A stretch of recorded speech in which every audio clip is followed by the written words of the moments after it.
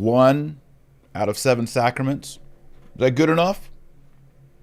Is that good enough? Just get traditional Latin Mass occasionally by your local bishop's permission at 2 p.m. on a Sunday, maybe, and no Holy Week and no Triduum and nothing else traditional. That's the new offer. That's the new offer coming out of Rome. 6, count them up, 6 of the 7 sacraments, the momentum, the pattern coming from Rome, will be Novus Ordo, and then they'll give us the little cookie. And I'm not talking about sacrilegious like Protestants refer to our Eucharist as the cookie. I'm talking about the little treat. You get to have a traditional Latin Mass when you meet certain criteria, when you pass certain surveys, then we will give you your treat, your cookie, your candy, your goodies. Is that where we are now in 2021? I'm going to give you a short history of what's happened over the last 2 years, just to remind you of how we've gotten to this point. Basically, what's happening is we're seeing bishops following the pattern in Rome, in which it states, from the vicariate in Rome, overseeing the Diocese of Rome, you can have traditional Latin Mass, but none of the other 6 sacraments in the traditional pre-Vatican II form. So many people don't know that the pre-Vatican II liturgy, ritual for going to confession, the sacrament of penance, is actually different. The priest says more. It's a different liturgy than what Paul VI gave us after Vatican II. And it goes for all 7 sacraments. Paul VI, from the 1960s into the 70s, gave us a new baptism liturgy, a new confirmation liturgy, a new Novus Ordo Mass liturgy. Let's see if I can get through all 7 sacraments. A new liturgy for penance, a new liturgy for extreme unction, a new liturgy for holy orders, especially for the episcopate, which bothers many people, and also a new liturgy for holy matrimony. That's right, everything is new. There's a lot of people who say, no, we don't want the new Coke, we want Coke Classic. We don't want the remix, we want the original track as it was originally mastered by the holy popes and saints over a slow, careful, deliberate progression from the time of the apostles until the 1960s, when they literally were composing Eucharistic prayers, allegedly on the back of napkins in taverns at Trastevere in Rome. Let's pray. We're going to begin with our Our Father, and then we'll look into the history and what's going on lately in Rome. Oremus. In nomine Patris et Filii et Spiritus Sancti. Amen. Pater noster, qui es in caeli, sanctificetur nomen tuum, adveniat regnum tuum. Fiat voluntas tua sicut in cielo et in terra. Panem nostrum quotidianum da nobis odie, et dimite nobis debita nostra, sicut et nos dimittimus debitoribus nostris, et ne nos inducas in tentationem, sed libera nos a malo. Amen. In nomine Patris et Filii et Spiritus Sancti. Amen. All right, friends, just a reminder, I recently covered a lot of things going on with Traditionis and Custodes over the last several months. That's why it's important that you subscribe. Every one of these podcasts is building on previous podcasts. Now, you don't have to listen to every podcast, but if you can be in the stream of the things that I'm discussing on this podcast, you'll be caught up and you'll understand better what's happening. So hit the subscribe button, hit the bell, and you'll be notified when a new live podcast like this one comes out. You can also listen to these podcasts on Spotify, iTunes, Audible, Amazon Music. It's syndicated everywhere, so wherever you consume your audio content, you can also listen to the audio version of the DrTaylor Marshall podcast there as well. And while you're at it, I would really appreciate a thumbs up, like, and a share. Share this on Facebook, Twitter. You are my algorithm. Okay, a little bit of a history.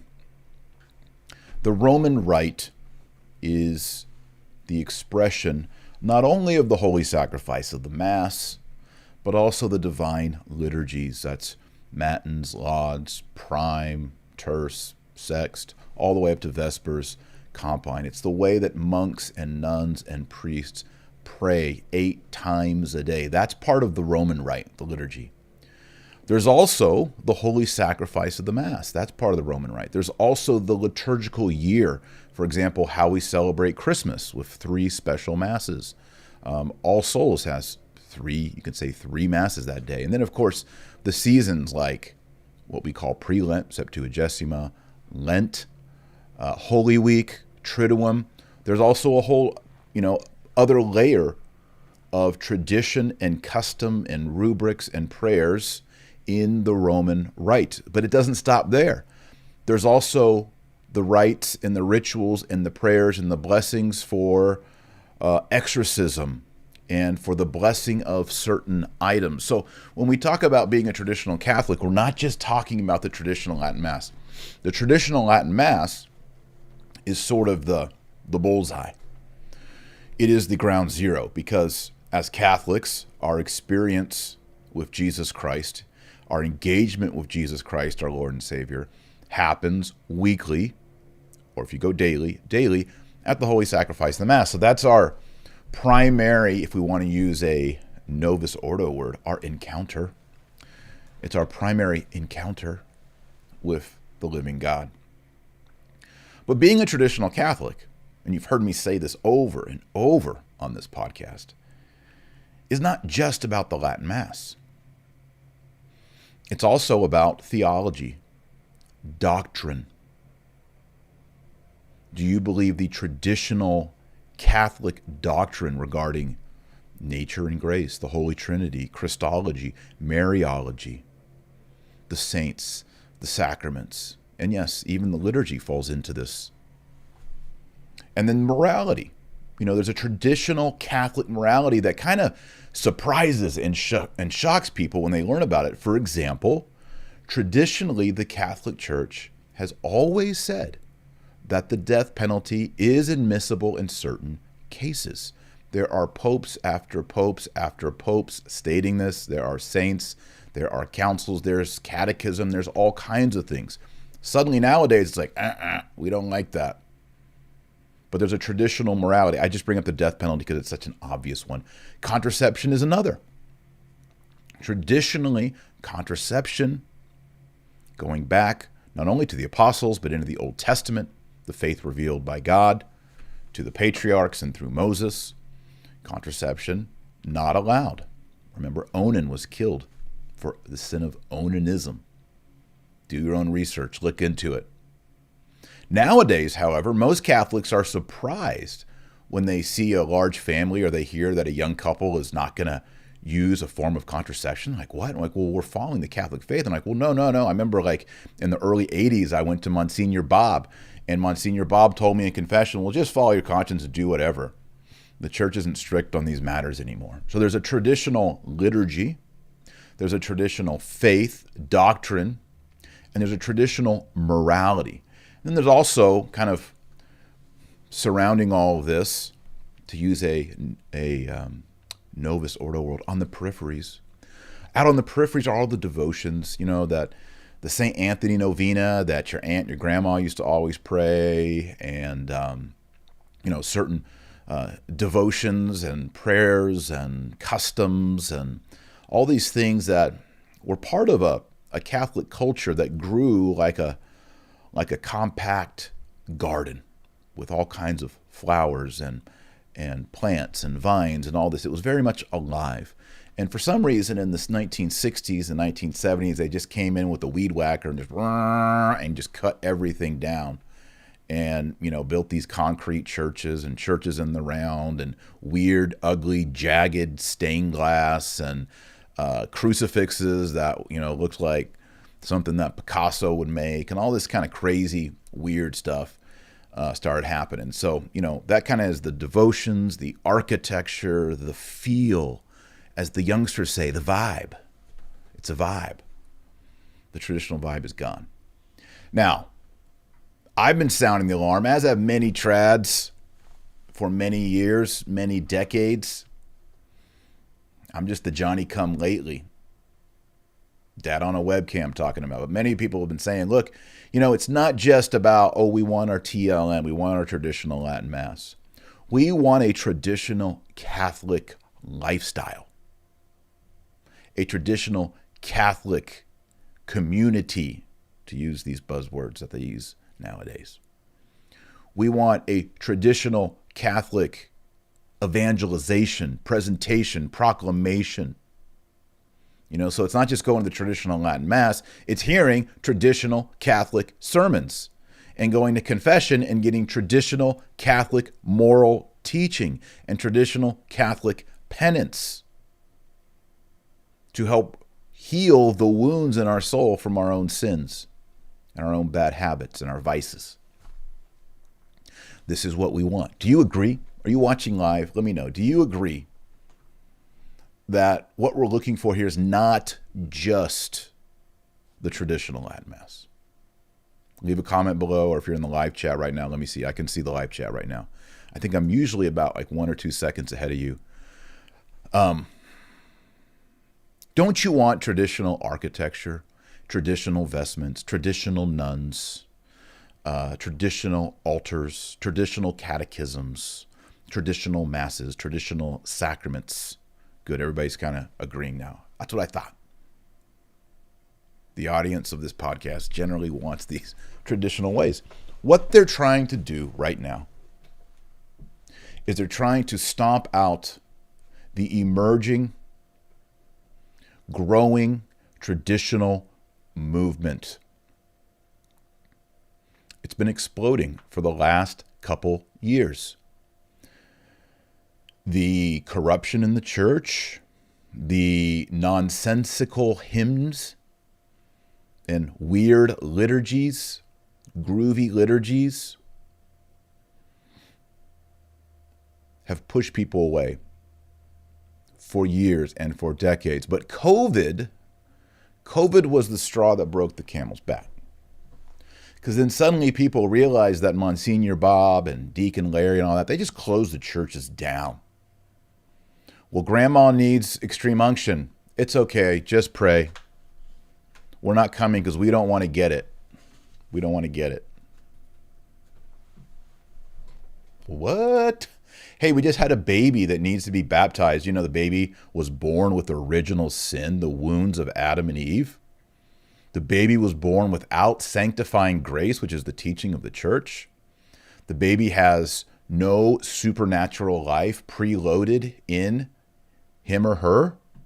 So we need a baby baptized. Oh, well, let's just schedule that for 9 months down the road when this whole situation, this health situation gets fixed. People said, what? You mean the 7 sacraments are dispensable and the clergy are dispensable and the church buildings that we've been donating money to for the building fund for all these years, it's all dispensable. It's all dispensable. And then people realized, wait a second. This ain't it. And they heard that maybe not down the street, but 20 minutes away was this traditional church, this traditional chapel, and Father's still saying Mass, and he's still hearing confessions every day. And yes, he will come in. If you're someone sick and going to the hospital and it's an emergency, he will come right away and give extreme unction and anoint the sick. And he will baptize that baby.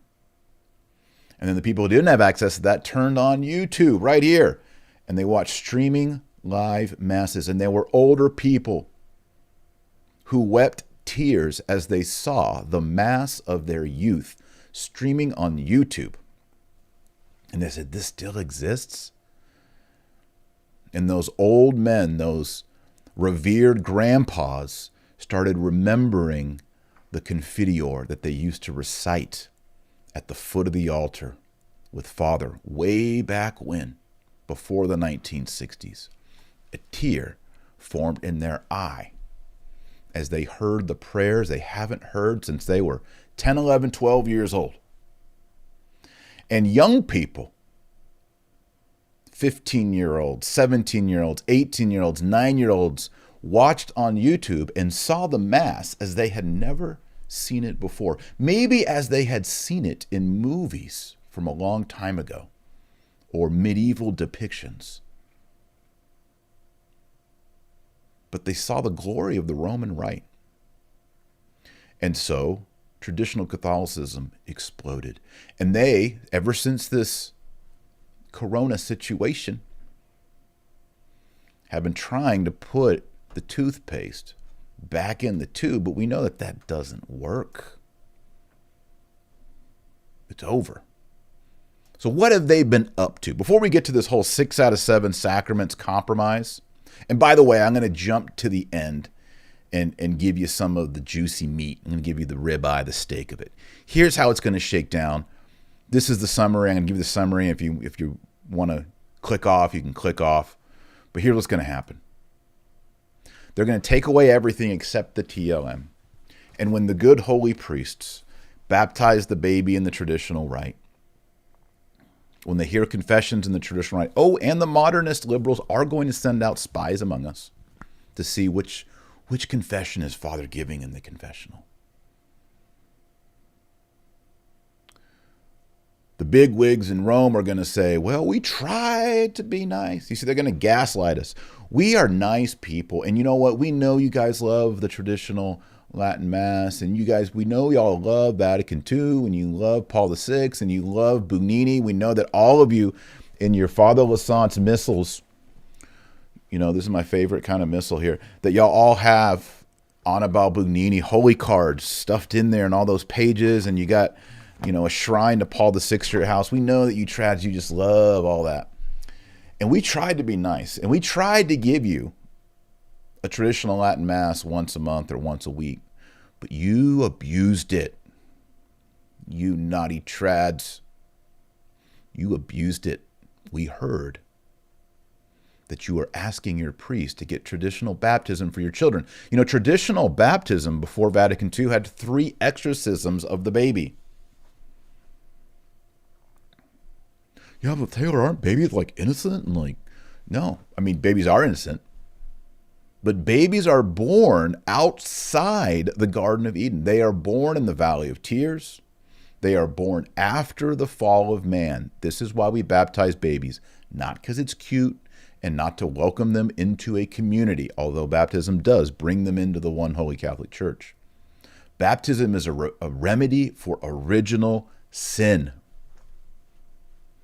And the old liturgy of Roman baptism had that in spades. It expresses it, that the influence of Satan and the demons are upon humanity even at birth. And there are 3 exorcisms on the infant, removed after Vatican II. So the Vatican, they make, we try to be nice. All right, hopefully I'm back. Looks like I'm back. We tried to give you and be nice to you, but you abuse it. So we're taking everything away, you naughty, naughty trads. You don't get traditional Latin Mass. You don't get anything. And it's your fault. It's your fault that you don't get the Latin Mass anymore. And that's how it's going to go down, my friends. That's how it's going to go down. People said it froze when Taylor's making a funny face or something. Oh, well. We're back. We're back. Okay, so here's what they've been doing. Here's what they've been up to as of late. Pope Francis came onto the scene in 2013. I tried to be optimistic, positive. I spent 3 or 4 years saying, yeah, well, it could be Orthodox, or, well, maybe he really means this, or, well, if you look at the Spanish, the third definition of that word actually could mean this. So let's just give the benefit of the doubt. I played that game for 3 or 4 years. Those of you that watch this podcast, you saw me try, and I was trying to make Pope Francis fit a hermeneutic of continuity. But then, Amoris Laetitia, 2016, and I was just like, I can't do it anymore. You know, you can only squat and deadlift so much weight before you just put it down. You say, you know what, leg day's over. And that's how it kind of was for me. The thing that really hurt was when Francis said, you know, we shouldn't breed like rabbits. My wife and I were like, we've been accused and mocked for breeding like rabbits all these years, and now the Pope's throwing the insult into our face. That wasn't good. My wife Joy was kind of like, check yourself before you wreck yourself. But then in 2019, when there was considerable resistance against what was going on in the Vatican and against Pope Francis. You know Pope Francis is not popular in Rome. Did y'all know that? Did you know in Italy he's not popular? Did you know if you go to a Wednesday audience or the Angelus, there's not a lot of people there? There were a lot of people under JP2, and there was less, but there was still a decent crowds for Benedict XVI. It's, from what I've heard, there's like, they cue tumbleweeds through the Vatican Square when he's there. And there's not a lot of people. And if you look at the pictures, in fact, a lot of times they don't even release the pictures because it's boring. So if you remember, back in January of 2019, the Ecclesia Dei Commission was suppressed. Now, again, if you follow this podcast, I put a spin on it, you know, an optimistic interpretation. I said, well, maybe this is just Francis putting an olive branch out to the Society of St. Pius X. Because if you remember, the Ecclesia Dei Commission is named after the document Ecclesia Dei, which is very anti-Archbishop Lefebvre and very anti-Society of St. Pius X. It sort of brings, it lifts up, it elevates Fraternity of St. Peter, and then, of course, later Institute of Christ the King and the other Ecclesia Dei bodies. I thought, well, maybe they're just trying to take away some of the negative vibe of what was Ecclesia Dei, moving in the late 80s and into the 90s, and starting from scratch, and then just put everything into the Congregation for the Doctrine of Faith. And maybe this is actually something positive for the Society of St. Pius X in getting regularized. Maybe. Well, then, little over a year later, we're moving into the spring of 2020, we found out that the Vatican was sending out a survey to every bishop of the Catholic Church. That means your bishop got a copy of this survey, and they wanted to know, how is the extraordinary form, aka the Latin Mass traditional? I don't use extraordinary form. If you watch me, you know I say don't say it. So I say traditional Latin Mass, the traditional Roman Rite. Extraordinary form is something Benedict XVI made up. It's newfangled. It's newfangled. But the survey to your bishop and all the bishops said, hey, how is Summorum Pontificum and the Latin Mass working out in your diocese? We want to hear from you. Fill out this survey. Now, from what I've heard, the bishops were not down or negative on Summorum Pontificum or the growth, and it's a real growth in 2020, my friends, of the traditional Latin Mass communities and parishes. But they put the survey out, and this is sort of the mirror, the smoke and mirrors of synodality.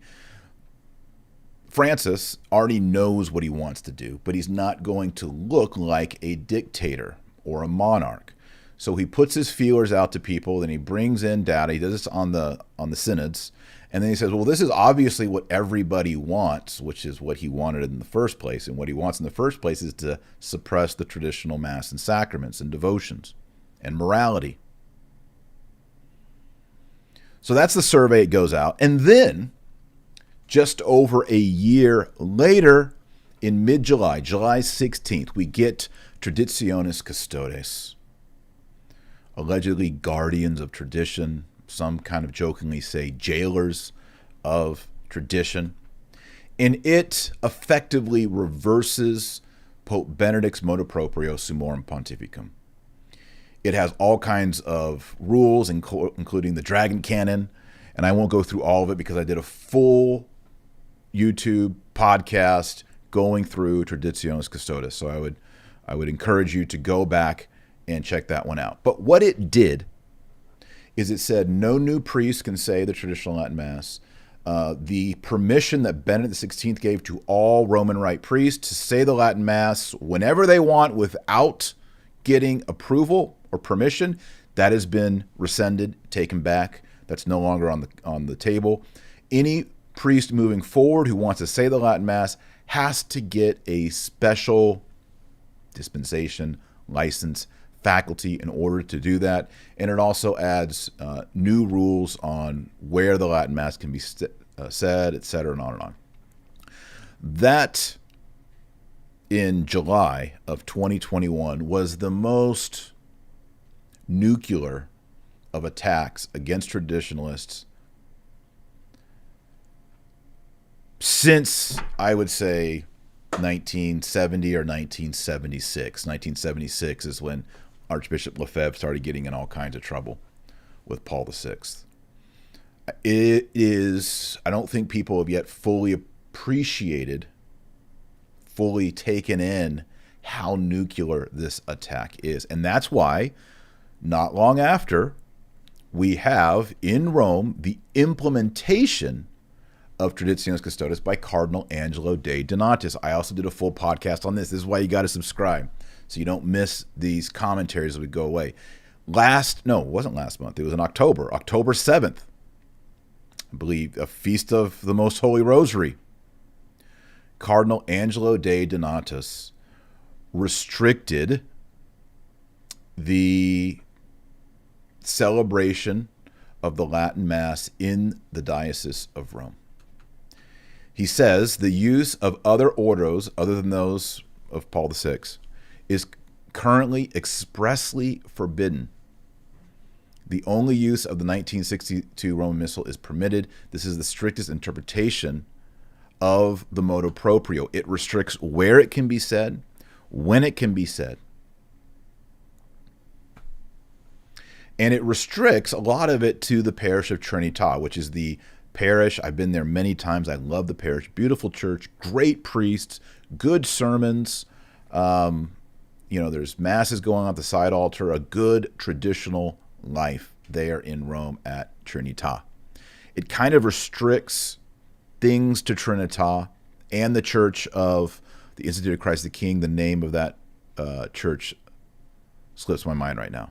Maybe someone can share it in the comments. So Sancta Trinità becomes the restricted place for it, and the priest of Trinità becomes sort of the go-between between the Cardinal Vicar of Rome and the traditional community. Also restriction on Triduum, which is Maundy Thursday, Good Friday, and Holy Saturday, and the other 6 sacraments.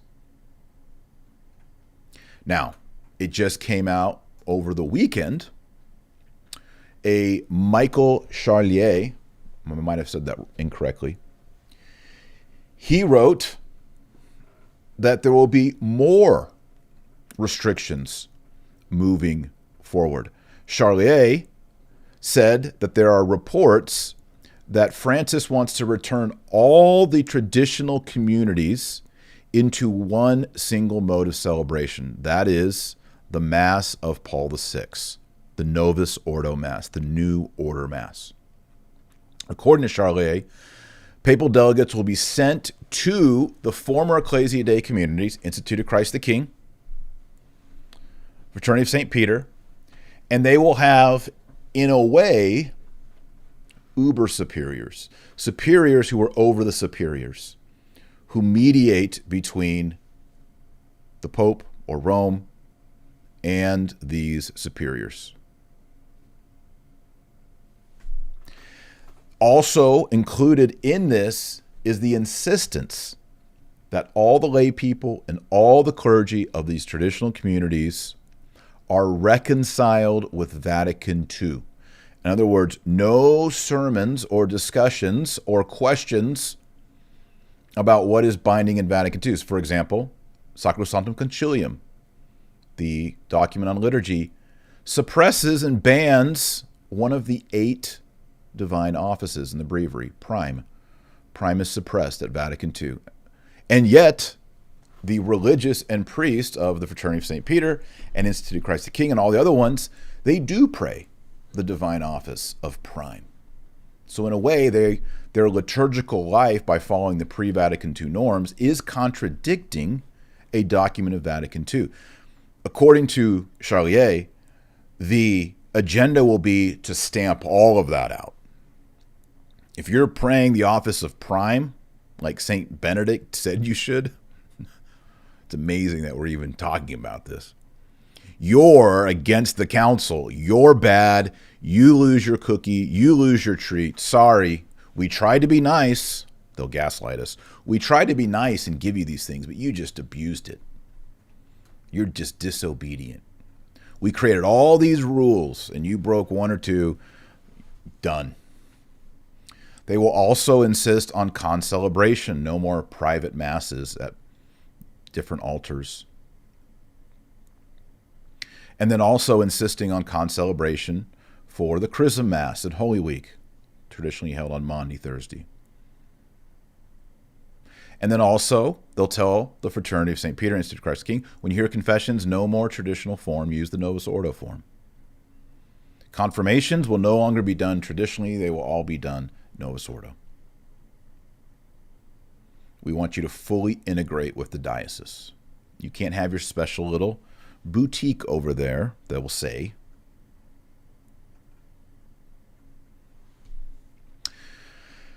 Charlier says that these delegates, these uber superiors, will, of course, have people who go along with them in the fraternities and societies and institutes. There will be compromisers. Hopefully not. God, have mercy on us, please. Kyrie eleison. But sadly, they're counting on there to be compromisers in the Institute of Christ the King who will say, well, if we just compromise and we stop saying prime and we baptize babies in the Novus Ordo and we do this and we concelebrate and we do that, they'll let us keep our traditional chasubles and say the Latin Mass. They might even let us keep a maniple when we say our Latin Mass. They might even let us keep Berettas. But that, if any take on that mindset, that is a position of weakness. And I've talked about positions of weakness in the traditional community. And a lot of people got mad at me for that. Taylor Marshall condemned the Fraternity of St. Peter. He condemned the Institute of Christ the King. He made fun of lace. He made fun. No. What I am condemning is the idea that we would compromise traditional theology or morality, and yes, even the traditional rites of the church, that we would compromise any of those things, these pillars of the Catholic faith, in order for them to dangle out these things in front of us. I'm totally against that. I'm totally against that. That's not a condemnation of the Ecclesia Dei Community. It's not a condemnation of the Fraternity of St. Peter. I know priests who are way more hard in the Fraternity of St. Peter who are way more hardcore than me on these things. But if there are compromisers, if there are people who are going to say, well, I can continue to maybe wear my cassock and beretta and maybe say the Latin Mass if I just totally lay down and compromise, and I'll accept, I'll do the whole Amoris Laetitia thing, and I'll preach one sermon a year on green theology, and I'll even hold my nose and talk about liberation theology in a good way every once in a while, just so I can keep my little parsonage, my little kingdom of tradition. No. Every mile, every square foot, every square inch of this creation belongs to Jesus Christ, and it belongs to the form of the liturgy of the Roman Rite as has been developed by saints and popes for the greater glory and honor of the most holy Trinity. And it does not take a genius to realize that a concrete church with jagged, weird stained glass and Peter, Paul, and Mary, Bob Dylan music, and prayers made up at the altar. And everyone around the altar, and lay ministers everywhere, and a crucifix that doesn't even look like a crucifix. There's no way that you can look at that and say, well, that's obviously the superior form of the liturgy. It's not. Yeah, but Taylor, what about the unicorn Novus Ordo? Okay, it's better, but what about the prayers at the foot of the altar? What about the offertory prayers? What about the traditional collects? What about the traditional calendar? For example, they got rid of the Feast of the Precious Blood in July. Why would you suppress the Feast of the Precious Blood?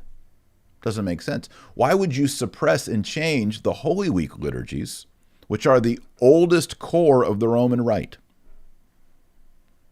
Clearly, the older is better. I don't want a Pachamama in my liturgy, and I don't want any of the newfangled, and we say new, but I get a video that was kind of joking, like what new modern music would look like in a Novus Ordo compared to what Monsignor Bob and Deacon Larry actually do perform, which is new, which is actually like, if they're, Bob Dylan, Peter, Paul, and Mary, maybe shifting, getting more contemporary, sounds like ABBA, or maybe sounds like 1980s musicals. Maybe, you're getting more contemporary as you move that way, but it's not like what's on the top 10 right now. And do we even want that? No. We want Gregorian chant. We want that old-timey Roman tradition. And honestly, some of our kids were, trying to think, how many were baptized traditionally? I don't know. I can't do the math right now. But let me just say, when we realized how beautiful traditional Roman baptism was, pre-Vatican II baptism, we were blown away. Even my sister, who's Protestant, said, wow, that was, she'd been to other baptisms. That baptism, she's like, wow, y'all really believe something there. Like, she could tell. And it was in Latin, mostly. By the way, I think one of the #1 videos all time of Roman baptism is a baptism of one of our sons on YouTube. It's a really old video from like 2010. It's like 11 years old on YouTube. And some people say, hey, I was Googling like old Roman baptism to see what it looked like in an old video of a younger Taylor Marshall having his child baptized popped up. So it's out there if you want to find it. It's somewhere on my channel back in the day. But when we saw the old Roman baptism, I said, man, the new baptism liturgy is just not as good. I'm not saying it's not valid. I want you to hear me. If you are baptized in the Novus Ordo, you are properly baptized. As long as the priest used the form and he used water and the intention to do what the church says, you're baptized. But there's also the liturgy of which the sacrament sits and which it's situated. Same with confirmation, same with penance. For example, in the sacrament of penance in the old form, they actually lift censures and excommunications and interdictions off of you in the confessional. So, for example, if you were involved in an abortion, there are certain censures that fall upon you because of that sin. And it's not just mortal sin. There's also ecclesiastical canonical censures that fall upon you. The priest should remove those when you confess, if you confess that sin. But they don't always. In the old form, it always did remove it. That's just one little example again. Same thing with matrimony. It's different. Same thing with extreme unction. It's different. All the sacraments, all 7, were remixed after Vatican II. And my question is, why? Did it increase faith? Did it catechize people better? Did people suddenly appreciate the sacraments more? Why? Was it broken? Were the rituals before needing improvement? Did we need a 2.0 baptism ritual? Why not just use the old one that we were using for centuries? just to change it? The modern world demands a modern liturgy? Is that legit? I don't think so. So my position, and I made this clear in my book, Infiltration, my position is we recognize lawful authority, the papacy, the cardinals, the bishops, our priests, pastors. We recognize that, but we resist where there is compromise to faith and morals. And liturgy, I've said before, is one of those areas where this is why there's fight amongst traditionalists sometimes. Because there's disagreement on where does liturgy fit with faith and morals. In other words, if the Pope were to tell you in the baptismal rite there must always be a Pachamama idol next to the font, if he said that, right, wouldn't the faithful be justified and actually righteous in resisting a liturgical custom that is contrary to tradition in the faith? And the answer would be yes. Other people would say, well, he's got to obey the Pope. It's not up for you to discern it. You got to obey. And that right there, that tension, and by the way, in a way, both of them are sort of Catholic ideals. Obey the Pope, be subject to the Roman Pontiff, which is true. I am subject to the Roman Pontiff. And also never compromise faith, morality, or tradition, or liturgy. We live in an area right now where there's some friction right there, and it's really uncomfortable. And that's why there's disagreements. And my encouragement to people would be, it is very complicated.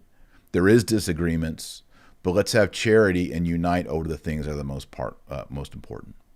That's why I say unite the clans. When I say unite the clans, I don't mean bow down and compromise everything for the sake of a union. I say, we're about to take a beating, my friends. As traditionalists, we better bind together for some kind of charitable resistance, because we're about to get lashed. I want to share a quote with you. I thought I had it ready. Let me just make sure I do. Yep, I do.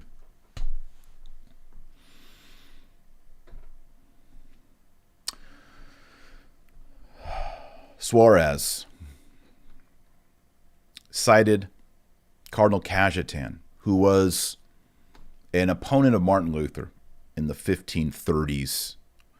He said, if the Pope, as is his duty, would not be in full communion with the body of the church, for example, if he were to excommunicate the entire church, or if he were to change all the liturgical rites of the church that have been upheld by apostolic tradition,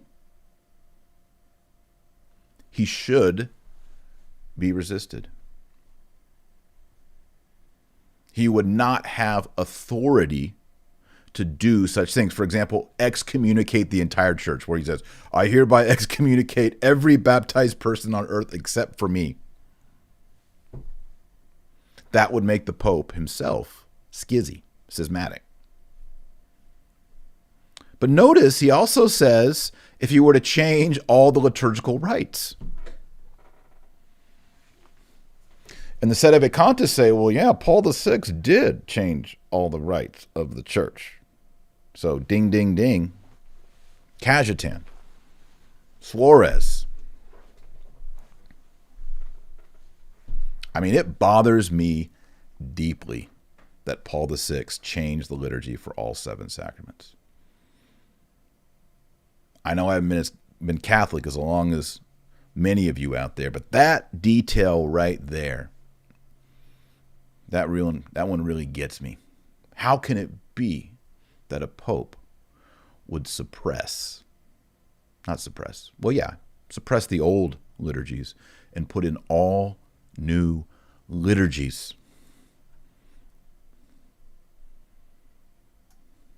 By the way, and appoint a guy to remix the liturgies, Annibale Bugnini, who was a modernist and a suspected Freemason infiltrator. That alone, I'm like, why would I want my kids to go to that? H to the no. No, thank you. All right. What do? You hear me say it every time. Pray the rosary every day. If you don't pray the rosary, you're not on the team. Let's pray the rosary. Let's catechize our kids. Let's find good traditional liturgy.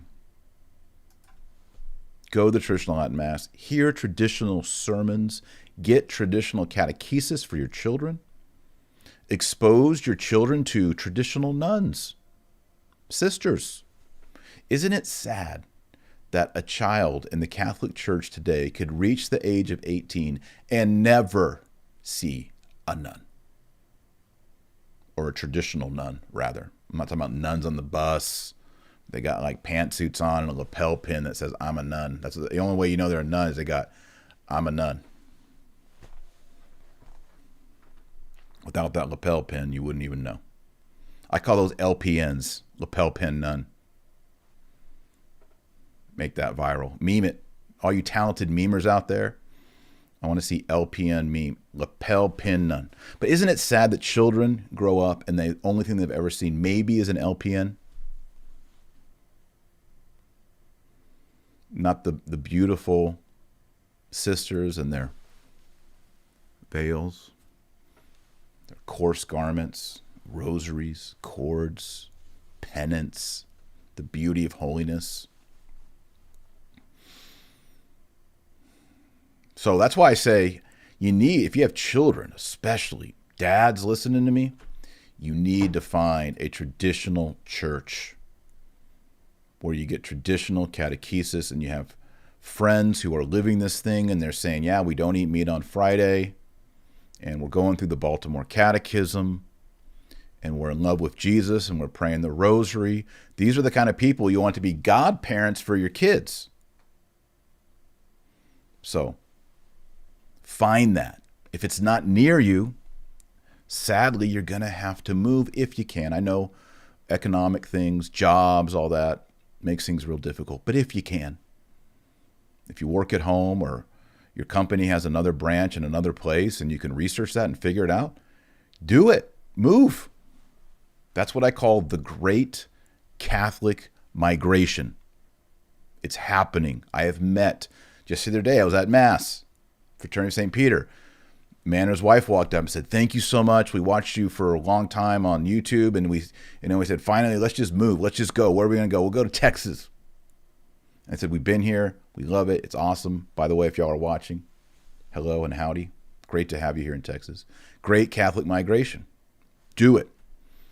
I've also partnered with Real Estate for Life to help you do that if you want to. Go to realestateforlife.org. They'll help you find a good, wholesome real estate agent who can help you sell your place wherever you are and find you a good home, a good place in one of these communities that have what you need. I recommend North Texas. I recommend Kansas. I recommend Coeur d'Alene. There are other good places as well. Do your own research, but the people over at Real Estate for Life can really help you out. Go to realestateforlife.org and let them know you heard about it at the DrTaylor Marshall Show podcast. So we gotta come together. We gotta unite the clans around truth, not around compromise. We need to pray for and support our traditional Catholic priests who are living these ideals. We need to show charity and love for people around us who maybe don't fully understand these things. Don't you dare go out and be one of those rude, mean, trad Catholics. We don't need any more of those. We need welcoming trad Catholics who see new people and make room for them in the pew.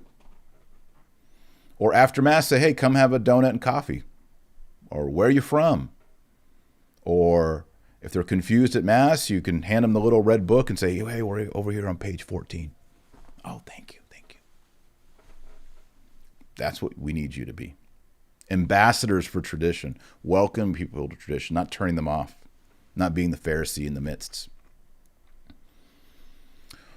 All right. Well, if you like this video, you know what to do. Thumbs up, like it, and then people need to see this. You think YouTube is going to share this video in their algorithm. It's probably the most least popular algorithm on YouTube. traditional Catholicism. There's probably not even like a label for that inside YouTube.